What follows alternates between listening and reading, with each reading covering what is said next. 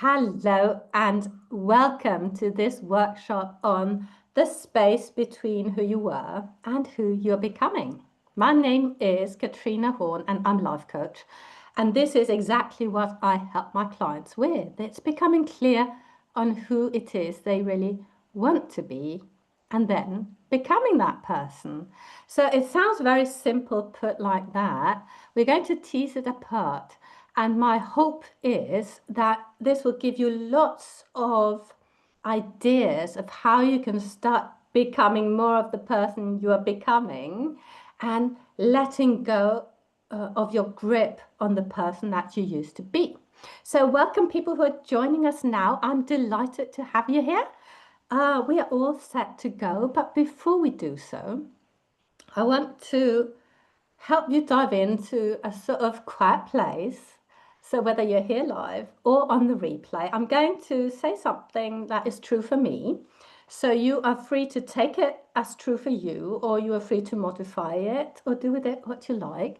And if it doesn't speak to you at all, there is no problem, because wouldn't it be boring if we were all the same?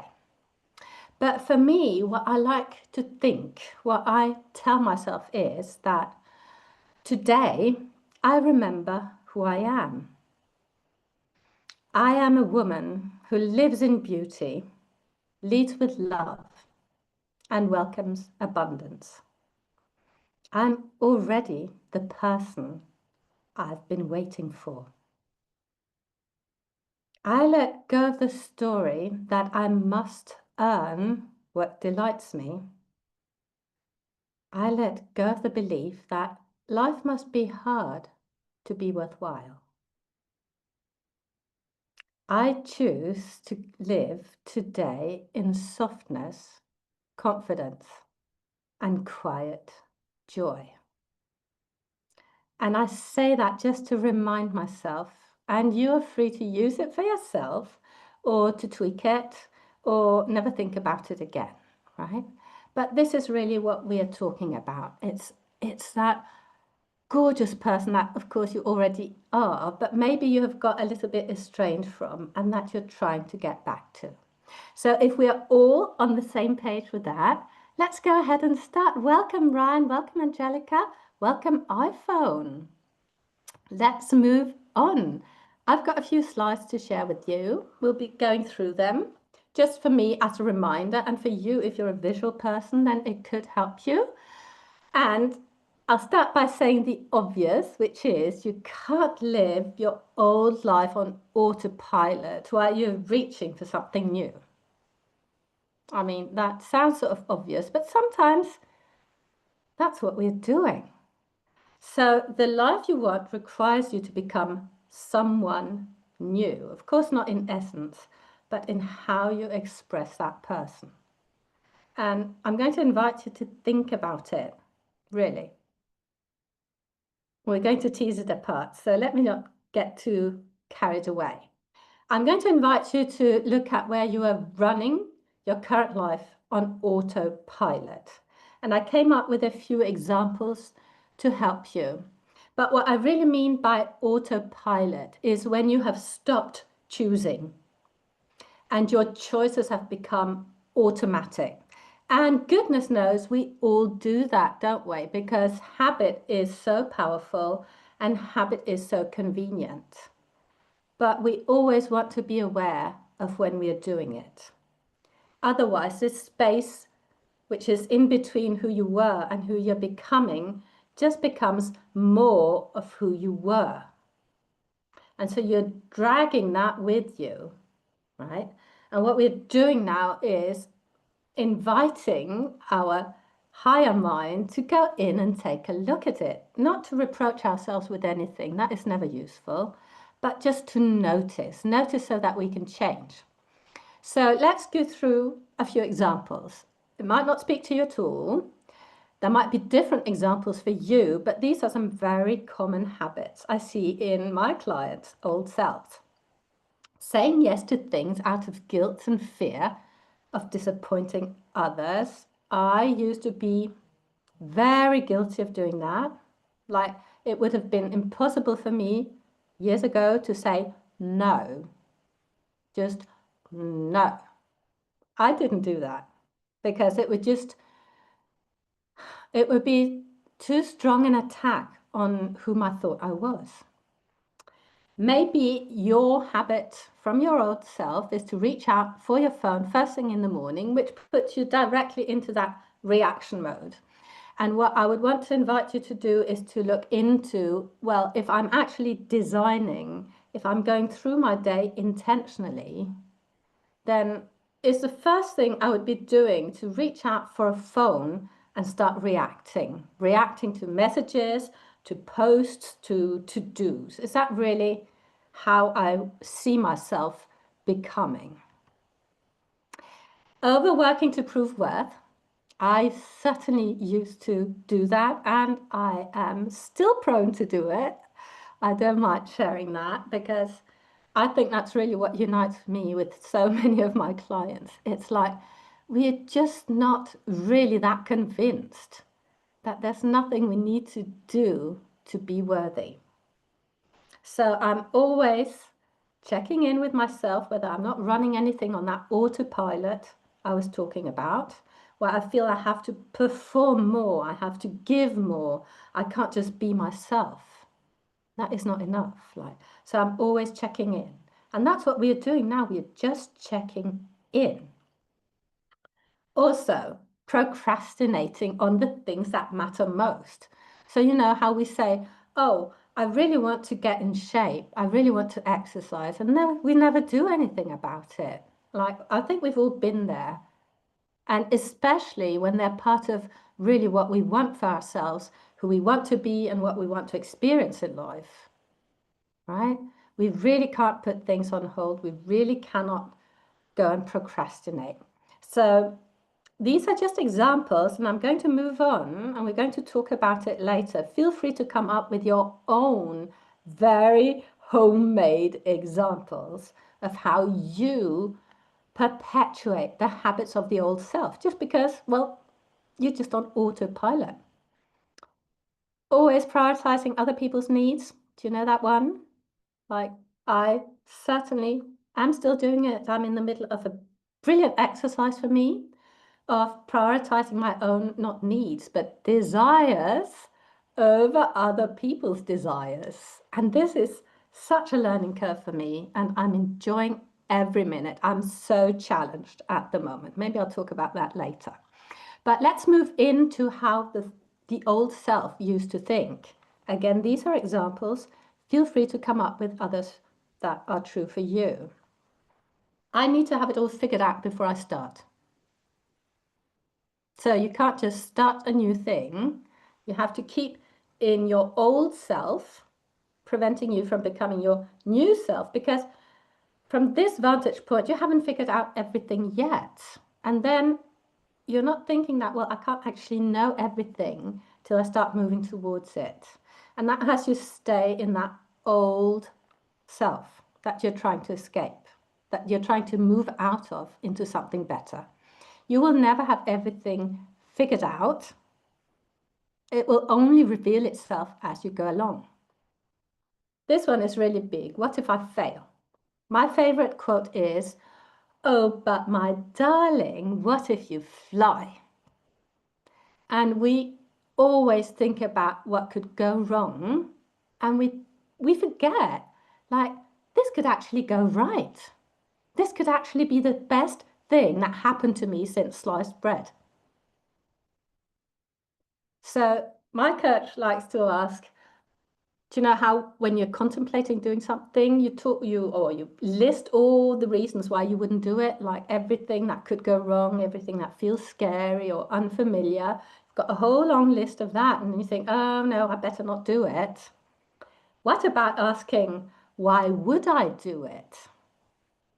Why would I do this thing that I'm contemplating? And then write down a whole long list about all of it. And then perhaps prioritize that. That is thinking, what if I fly? Really. This probably won't work out for me. I think we've all thought that. It's the old self thinking, right? Because something didn't work out in the past. We think, oh, it won't work out next time. Why should it work out this time? The reason why it will work out now, if it didn't work out in the past, is that you have become somebody different. So we can stay the same and take different actions to create change. Stay the same, take different actions, or we can become somebody new and take the same actions and still create change because we are different. Have you thought about that? I like to think about that. I really do. So I do a monthly workshop like this one, and I thought to myself today, okay, so what's different about this workshop? Well, I'm different. I'm just back from vacation. I've just been on a 1-month sailing trip. Like, how different am I? So this is new. This has never happened before. I've never talked about this with you before. So, I mean, different me, same action. Who knows the results? Who knows if I touch you? Who knows if anything will be different from you? I'm not ready yet. I think we've all thought that. If I slow down, everything will fall apart, and it will. Of course it will. Your old self must fall apart before you can inhabit your new self. But this in-between space feels so uncomfortable because things are breaking down and sometimes we can't build them up or build up new things fast enough not to be in the discomfort. Do you see what I mean? So this is all normal. I'm saying all of that just to have the opportunity to tell you that this is normal. The emotional patterns. Let's notice the emotional patterns from your old self. It's feeling anxious when you're not being productive, living in a state of chronic self-doubt or indecision. Emotional patterns. What if these things were not who you were? They're just emotional patterns that you have rehearsed and rehearsed and rehearsed, so now you've become extremely good at them. What if that was actually the truth? It's got nothing to do with you. It's something you adopted at one point in life, and then you just ran with it. Fear of being seen when you're finally ready to share your work or to share your accomplishments or to share your opinion. Resentment from consistently overextending yourself. Oh, I'll take care of that. Oh, I can do that for you. Of course I can be there. And then brewing inside with resentment. And this last one really is a little bit difficult to grapple with, isn't it? Because how can it be true that we avoid joy or pleasure because it feels unearned? But we really do. I would really invite you to look at where in your life you think, oh, I can't just on a Wednesday morning sit here and sip tea while I'm talking to Katrina and all these great people. That can't be right. I must produce. So you're actually entertaining a bad conscience while you could be enjoying something fully because you've got that reminder running, that notification like, oh, I should be doing something different. Do you recognize that?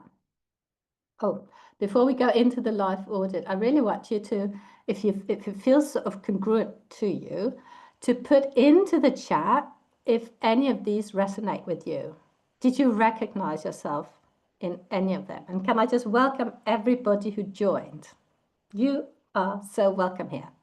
So in all the examples I gave you, are there any ones that you feel, yes, maybe I should become a little bit more aware of this, or any new stuff that you weren't, that I didn't present and that perhaps you haven't thought about? Yes, yes, Crystal, Stephanie, yes. All of them, yes.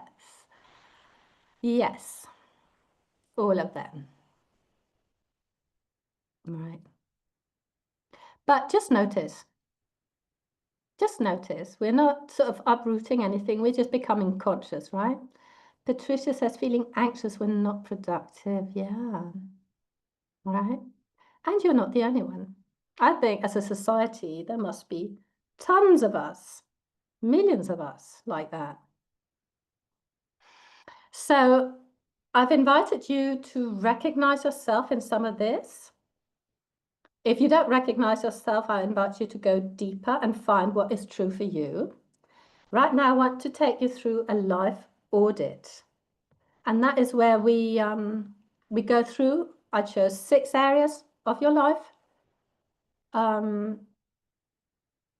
Not again to criticize or find fault with, but really to take stock. And the question I want you to be aware of in all these areas is, does this area of my life reflect the life I'm living or the one I want? Is this area of my life representative of who I am now or who I'm becoming?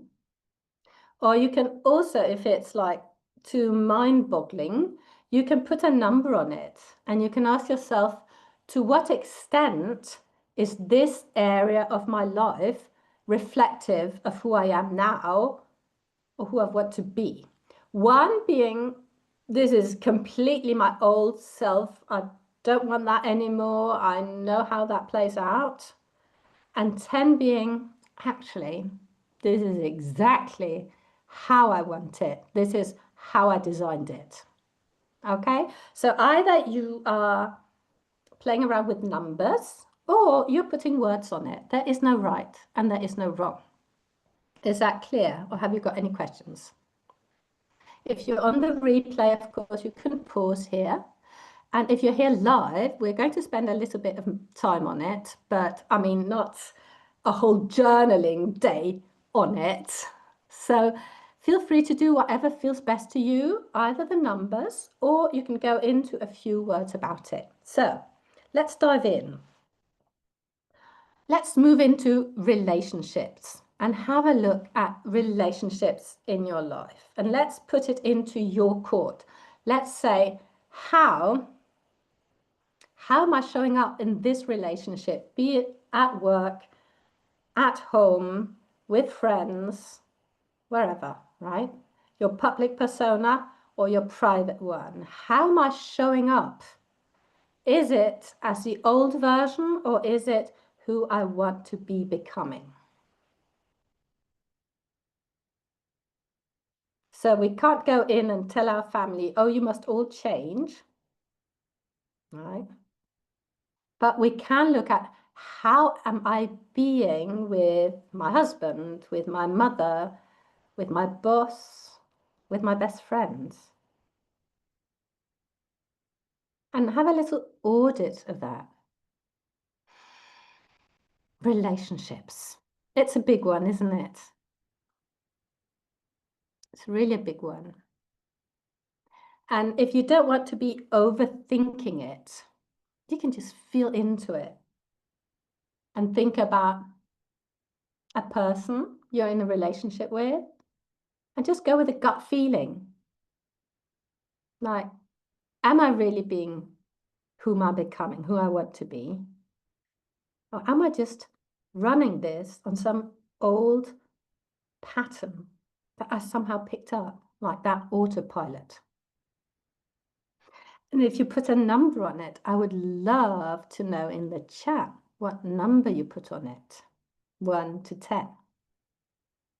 You don't have to share, of course. I know it's really private, but if you want to, you can.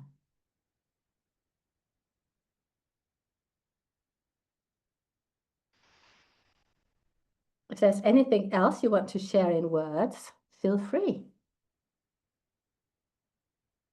Feel free, we're going to come back to it.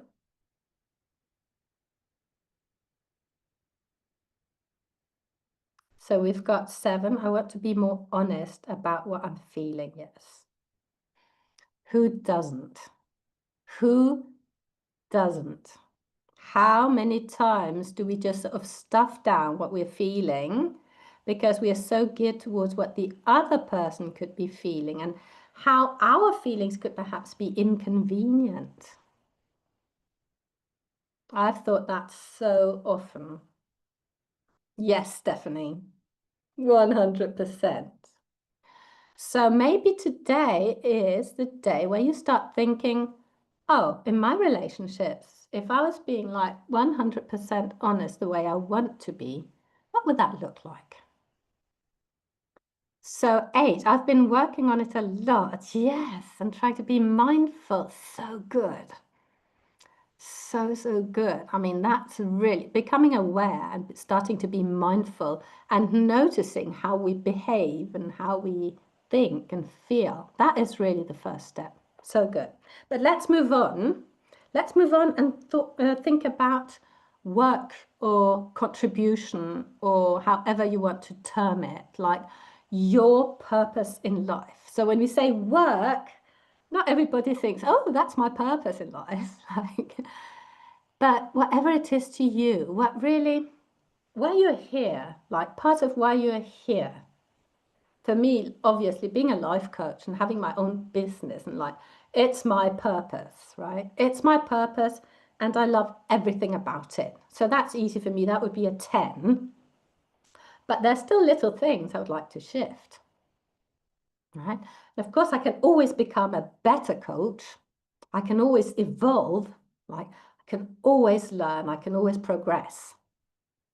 So try and put either a number on it, your work or your career or your purpose, your contribution.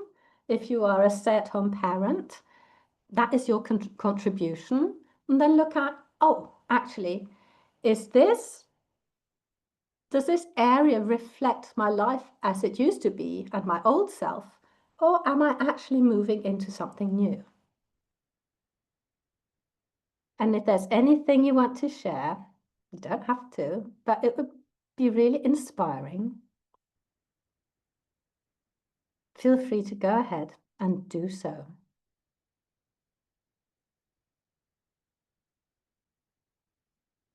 And 9. How beautiful. Got a 9.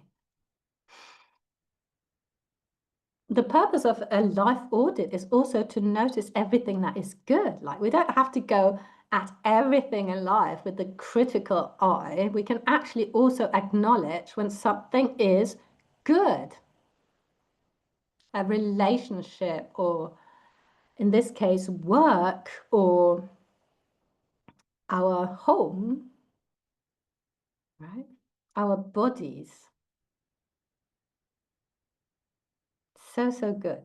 Let's move on and talk about health and well-being.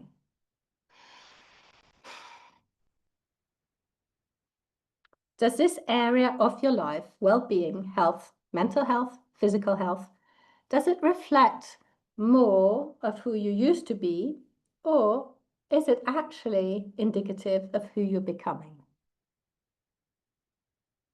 You can put a number on it if you want to, if it speaks to you, or you can put words on it.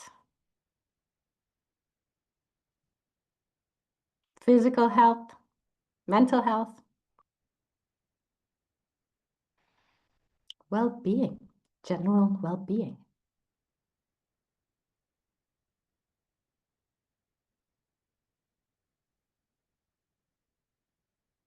Okay, room for improvement, right? Just good to notice.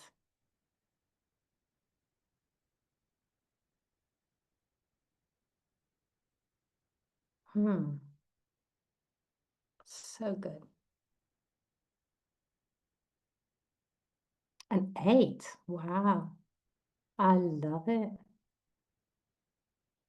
So we didn't know it, but we're all sitting here being pretty chuffed with our lives. Isn't that great? So good to notice. We are in the in-between. Like we are letting go of who we used to be, and we are moving into more of who it is we want to be. So my next area in your life is about finance. I call it money, but you can call it finance if it feels better. Right now, this area of your life, does it reflect more of who you used to be? Or is it really who you are becoming? I would love to know. And you don't have to share. I'm just very curious.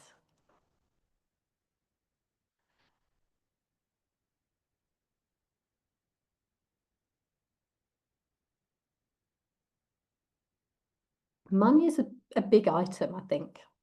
Because of course we can say, oh, I don't need money to be happy. But I think life becomes a lot easier when you've got it. Sort of takes away some of the problems, doesn't it? This is the most challenging, yes. For some of us, it is. For some of it really is. And it can really put a dampener on so many other areas of life, can't it? So this is just good to notice that this is perhaps an area where your undivided attention is needed so that you can move in to becoming the person who welcomes that abundance, that effortless. I don't have to earn it through sweat, blood, and tears. I can just be available for it. Right? This area I want to look at is the environment. It's your home. It's perhaps even your digital space, your routines. Do they reflect who you're becoming?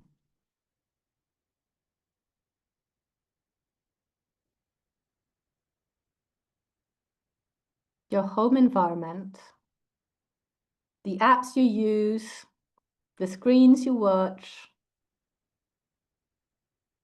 the routines you do every day. Is that something I like to think about? Like, I've just cleared out my closet, my wardrobe. And it was just like, is this coming with me into my chateau? No. Is this coming with me? No. Is this coming with me? No. It's not coming with me into my next stage of my life. I can know that very firmly. Sometimes you don't know, but I could be really clear on that. No, this has got no place in that life. And if you don't know me, I keep talking about chateaus. That's just because it's my dream to live in a chateau. So I talk about that a lot. It's such a nice, tangible dream to talk about. So I feel that maybe you can relate to it. Even if you don't want to live in a chateau, you can relate to the idea that, oh, there's something really tangible I want to move towards. So environment is 10, yes. And you move 3 years from living in big cities to living in the middle of mountains and nature. Juicy. I love it.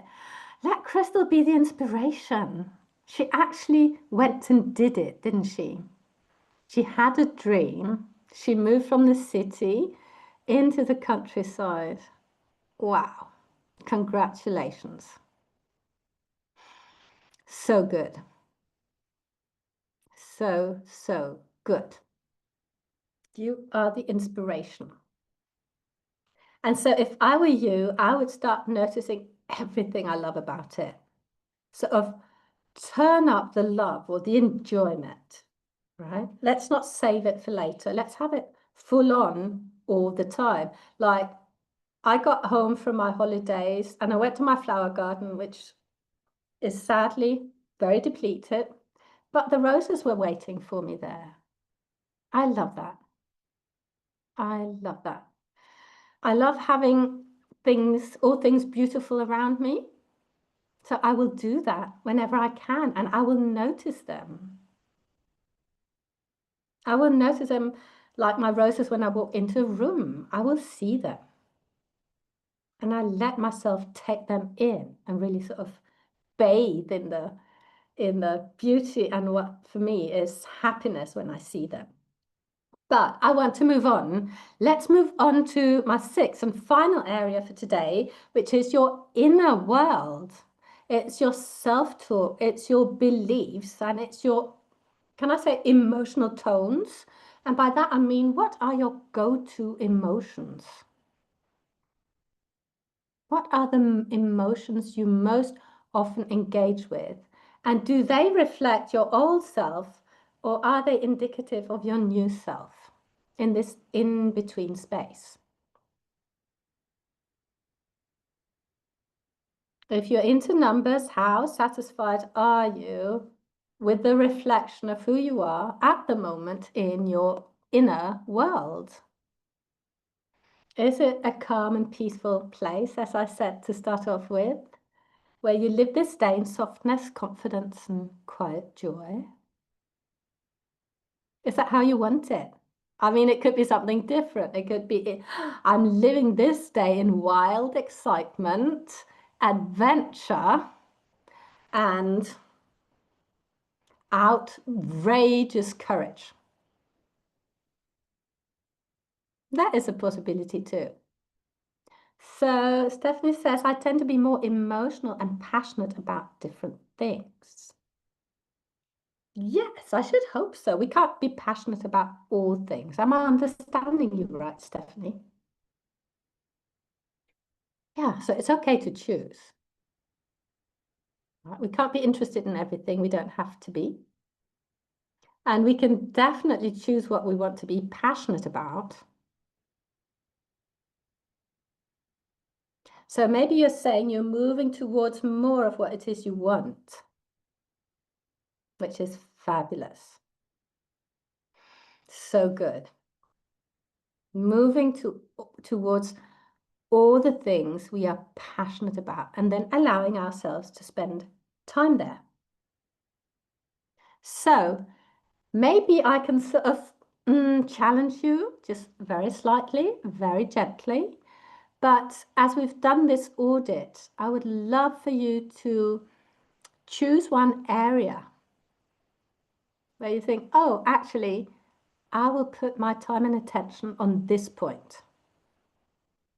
Any of the 6 areas, I can mention them again. So we went through relationships, work or purpose, or what you want to call it, health and well-being, finance or money. We talked about environment, which is your home, could be your digital space, your routines, your sort of home environment, and your inner world. If you were to pick one, which would it be? One that needs your attention. It could be because it's the worst one, or it could be because, oh, it doesn't need very much. It just needs a little bit of a tweak. I'd love for you to share in the chat if that feels good to you. And allow us to witness your choice. And allow me, if we are in touch, to remind you what you said you're going to do today. Yes, inner world. Great. So good. Anybody else wants to share? You don't have to. Health and well-being. For a longer and better life. Yes. I'm into that. Who wouldn't want that? Let's all stay in tip-top shape as long as possible. So Wendy says, I spent time on my own by lake. Yes, I know. Silence with nature. Great. So that's really what I was talking about earlier. Wendy slowed down. She slowed down, and from that stillness and from that silence and from that sort of immobility, something new could find her, something new could come in.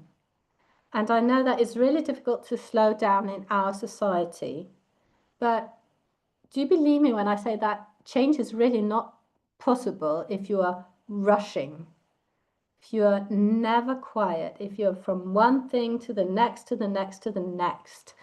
How can the change come in? How can there be space for the change? There really can't. So kudos to you for slowing down. I love it. Stephanie agrees. It seems my inner relationship world needs more attention. Right. So please give it more attention. Please do. Let today be the day where you make yourself a promise and say, I shall pay attention now. I shall take good care of my inner world. So thank you for sharing all of that. I find it's really inspiring when we get all these intentions and all these experiences out here so that we can all benefit from them. Now, I'm going to provoke you a little bit because I'm going to ask you, do you believe that your dream is possible? Do you actually believe that what you intend, that where you are going, who you are becoming, do you think that is actually possible? And I'm going to be very provocative about this because it's all very well to say, yeah, I wish I lived in a chateau. Oh, I really want it. Do you really believe it? Do you really believe it's yours? That is what will shift mountains. As long as you don't believe it, you will never take the adequate action towards it. And you won't be the person who is going to experience it if you don't even believe it. So I'm sorry if I'm being a bit provocative here, but I think, yes, I know you do, Jennifer. I know. Yes, once you believe things will happen well, I think we still have to sort of help it along. But I'm not joking when I say that you really have to perhaps not just believe it, but know it. Know it. Know it that it's absolutely happening because you are the person to guarantee it does. So I'm thrilled that we've got so many people who believe it here. See yourself in that chateau. Yes, exactly, Wendy. And believe me, I do. I do see myself in that chateau. Not only do I see myself with my purpose there, and I see who I am. So many people tell me, well, I can't believe something till it's happened. But if you could just practice. I sent out a quote from Alice in Wonderland the other day, and it was the queen in Alice in Wonderland who said, well, I often practice believing in things that haven't happened yet. Often I believe in as many as 8 things before breakfast. And really, what is wrong with that? Why is it that we prevent ourselves from knowing that what we want is here? It's possible. Why would we want to talk ourselves out of it? I think it's often this sort of annoying idea that we protect ourselves from disappointment if we don't fully believe.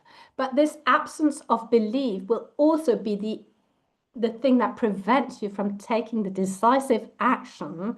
It will have you in that place I described earlier where you're in indecision and doubt all of the time. What if today on this workshop you could say, I know I'm getting there? What would be different then? I think what would be different would that you would have a foot over there in your dream and a foot over in who you're becoming. That's what I think. Let me know if you don't agree, but I'm really, really passionate about that. We must practice belief and we must keep believing till it happens because it will. Let me give you a few examples of how this dream doesn't really work out for you because you don't believe. I talked to a lot of people who want to run a business. Like I'm sure we would all want a business, a thriving business that where we're paid handsomely for our gifts, right? That sounds gorgeous, doesn't it just? But if you don't believe that what you offer has got massive value, you are likely to undercharge, overwork to prove your value. You are likely to procrastinate on the marketing. Like, how many colleagues do I hear say that?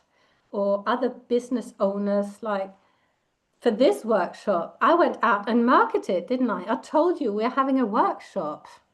If I didn't want to do that, no point in having a workshop. It would be the best ever kept secret. So why would we procrastinate on marketing if we know that what we have got has got tremendous value, has got the power to change lives or solve somebody's problem or help somebody out? Why would we procrastinate on marketing? We wouldn't. Stay in the comfort of over preparation.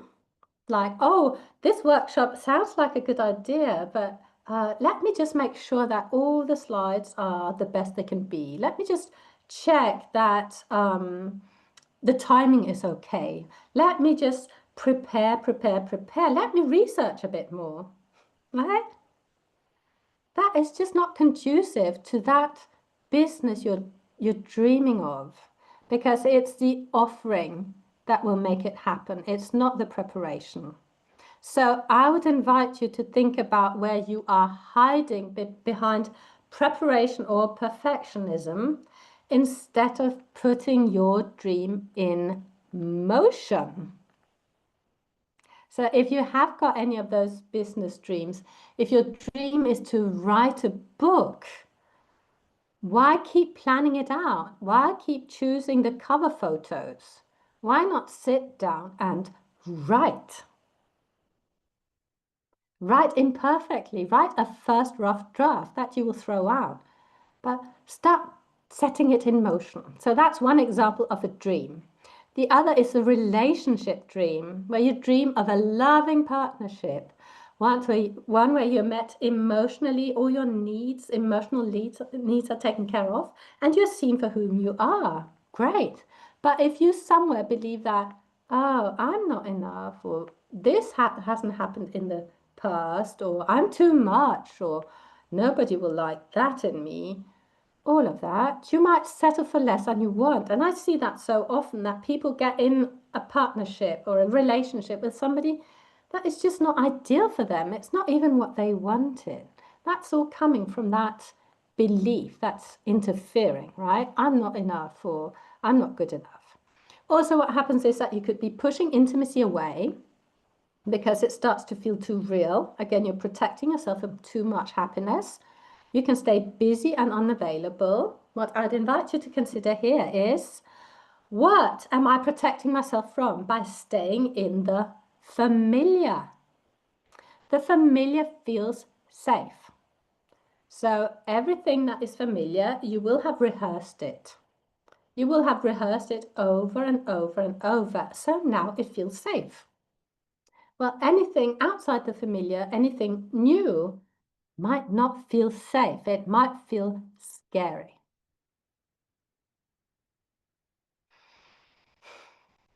So how can you come to psychological safety? Doing something scary. Have your own back. That becomes a question. But just start off by looking at, what am I protecting myself from? Hurt, disappointment? What is it? And what if that was not a problem? What if that was just part of life? What if it was okay to sometimes get hurt and sometimes fall madly in love and sometimes have love requited? What if that was all part of the deal? Then there's a lifestyle dream. You want that slower, more meaningful life with more rest, space, travel, and creativity. Who wouldn't want that? But if you were like me, or you are like I used to be, I thought I had to earn the rest and deserve the joy. So I had to go through a lot of work, a lot of slog, a lot of striving and struggling before I could get to enjoy it. And you know what? Sometimes I didn't ever get to enjoy it because then there'd be something else. So I used to overcommit. This was never really my problem. Delay change until everything is figured out. I was always just happy to throw myself into it but that's my version, right? It might not be yours. Keep living at a pace that's unsustainable, like more, more, more. We think change is going to come through doing more, being more, seeing more people, working more, right? And that becomes unsustainable and it won't take you to that slower, more meaningful life. So ask yourself, am I acting from an old story that says ease means I'm not trying hard enough? Ease means, like, if I'm not always busy, or as we talked about, feeling anxious if not productive, do we make that mean we won't get to our dream? We won't become the person we want to become. What do we make it mean? Unless we work ourselves to the bone. So, does any of this ring a bell? I'd love to know. So anything that sort of made you sit up and think, oh, am I doing this? Is this me?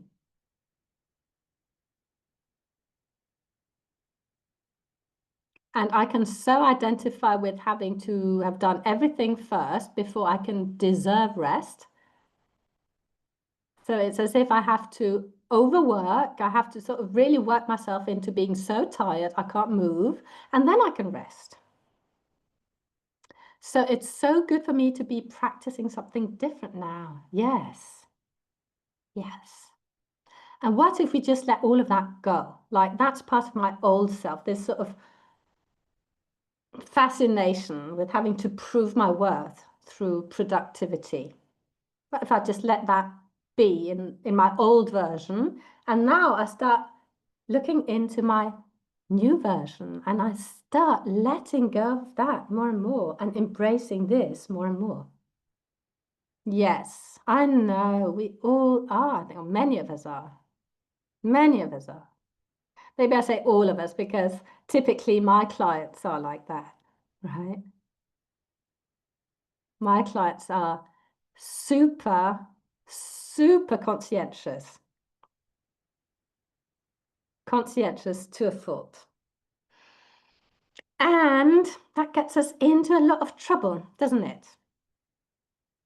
So, moving on, unless you've got any comments, which I always love to hear, I want to move into our final part, which is a journal question.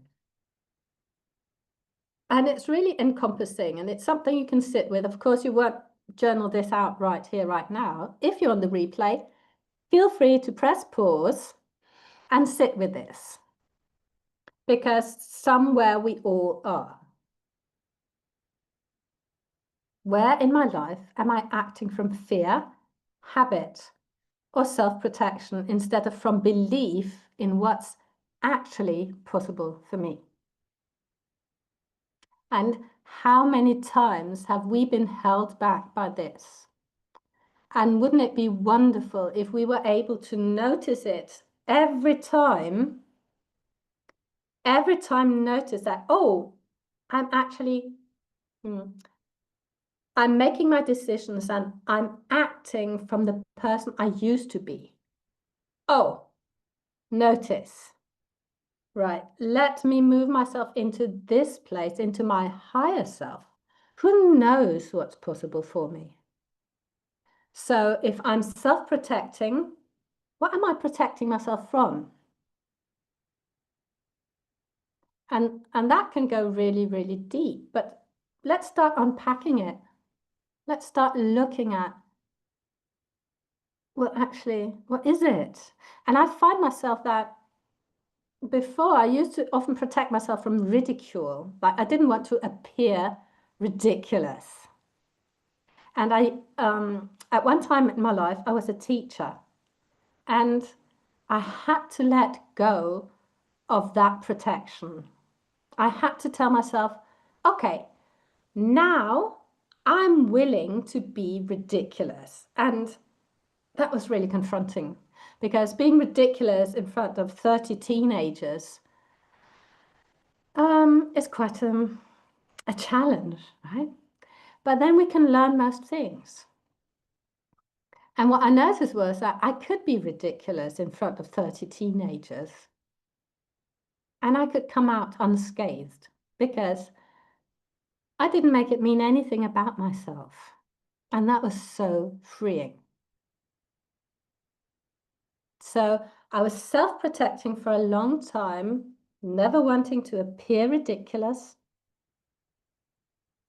And when I let that whole thing go, well, so much more became possible. And talking about me as a teacher, once I let go of that protection, what Brené Brown calls the armor, once I let that down and trusted myself to be strong and trusting myself to protect myself because I was able to experience any emotion, even feeling ridiculous, right?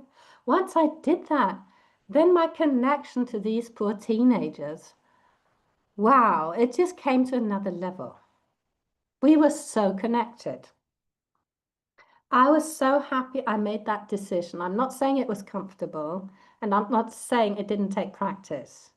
But thank you, thank you, thank you, Katrina, for having dared to do that. So, yes, I actually think I'm acting from my belief of what's possible much more than yes. So good. It's not easy and doesn't always feel comfortable. But you're learning so much. And isn't that a joy? I mean, isn't that really what we're here for? We're not here, I believe, just to slog through life and do life and be comfortable. I think it's about exploration and learning and becoming more. And I think, well, that comes with some discomfort, doesn't it? But I just think it's so worth it. So worth it. But I'm going on and on. Feel free to interrupt me. I want to leave you with one last journaling questions.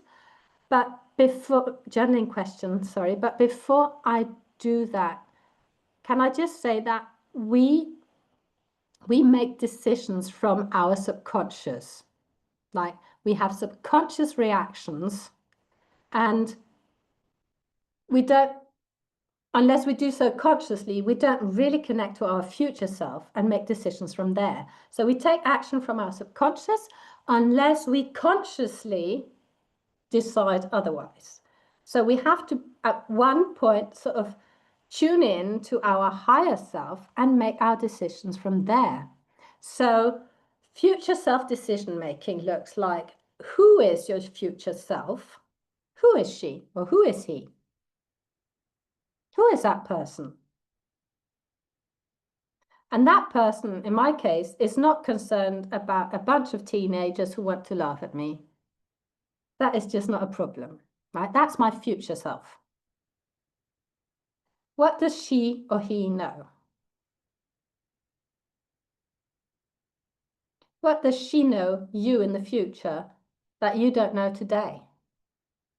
Like I can say with my being ridiculous example, my future self knows that this won't destroy me.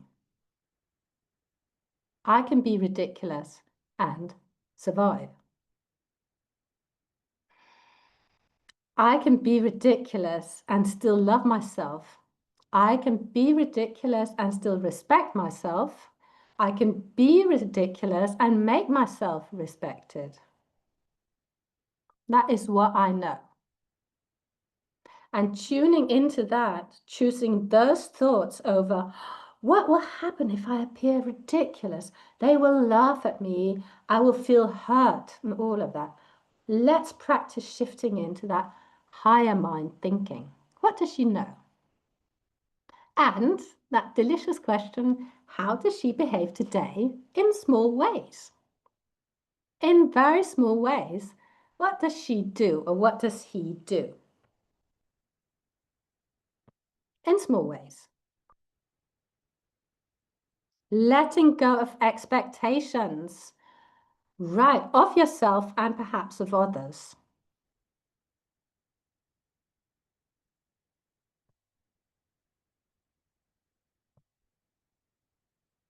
And another one you could ask yourself is, what would my future self do in this season of my life? What would my future self do in this season of my life? Knowing that after this season, there will be another season. But if we just tune in to what's available, like in some moments from now, once we've become more of the person we want to be, once we are living more of the time in that place, what if we made our decisions from that place? Then what? Really, then what? Believe in myself and be confident. Right. So from that confident self, what kind of decisions would you be making right now? And here you can go back to the exercise we did with the life audit. You can take the area that you choose to tweak or completely transform in your life and ask yourself, from my confident self, from that confidence, what would I decide? So, Crystal, so for me, the biggest learning in past years have been that I do not have to do anything. Yes, we don't have to do anything at all. Everything we do is because we've either chosen it or we're doing it on autopilot. So let's choose, really. Let's choose. Let's not stay in that indecision. Let's be bold. And I make so many mistakes in my life. Do you know? It's really not a problem anymore because I'm just, oh, that was a mistake. Of course, I look at the consequences of my mistakes before I go ahead and make them. But if I'm always looking for certainty, I just won't be doing a lot of things. So I have to be okay with saying, okay, you're going to attempt this great thing. You might fail. It might be a mistake. But that in no way defines me. It really doesn't. A mistake cannot define you because it's temporary and you're not. Well, you are sort of, we are here for a time, right? But your personality is here. If you make a mistake, it's not about who you are, it's about what you did. And you did something that was a mistake. Let's move on, right? Not a big deal. And you'll find, I think, if you are willing to let yourself off the hook and say, okay, in my life, I'm going to make a few mistakes. Let me just be on the lookout. I'm curious. Where will my next mistake be? It's okay, right? And I had a thought before coming on here, which was, and this is to the perfectionists among us. If I want to do something new perfectly, I can't. I won't ever be able to do something new perfectly because I will have to practice it. So whatever you're attempting that is new, just know that you might get it wrong. You probably will get it wrong, or it will be less than perfect. It will be sort of half done or half okay or whatever. And that's just the nature of life, really. If you're doing something perfectly, it's because you've rehearsed it. So it's not new. And isn't that good to know that, oh, I'm attempting something new. I know I'll get it wrong at some point, but I'm getting in the reps.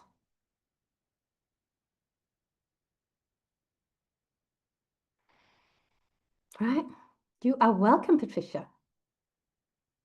You are more than welcome. So if everything is precious, then nothing is precious. Okay. Maybe. I don't know. I don't know that saying. And as we are coming towards the end, my last call to you is to invite you, if you want to go over any of this with me, I want to invite you to a life audit session where we go into all these gorgeous areas of your life and we look at what you want to tweak and how you can do so. So I'm going to share the link to book a life audit session with me. So it's a free session. It's not a sales conversation, although if you want my help, I will offer to help you. It's to look at how you, with my eyes from the outside, how you can get clear on what it is you really want and what is getting in the way. So when you come to this session, you are not obliged to me in any way. You don't owe me anything. I will be having a well of time with you because I find people fascinating. So I've opened up times this week and next week, and you can go ahead, if you're here live, to get in there and get your session booked right now, because there's more choice now than later. So this session is for you if you are feeling that we have been talking about this in between. I feel very much in between, but I don't really know what to hold on to and what to let go of. I'm in this limbo of not knowing. And it would be useful for me to hear what Katrina's got to say. Has she got a take on it? And chances are I will have an opinion. And I will let you know what that is, and I will let you know how you can implement it. And then it's over to you, it's up to you what you do about it, right? I'm just here to reflect back to you and to hopefully be useful to you so that you will feel spurred on to make those changes in your life because now you know how. How many times do we get sort of blocked in a how? Oh, but I don't know how.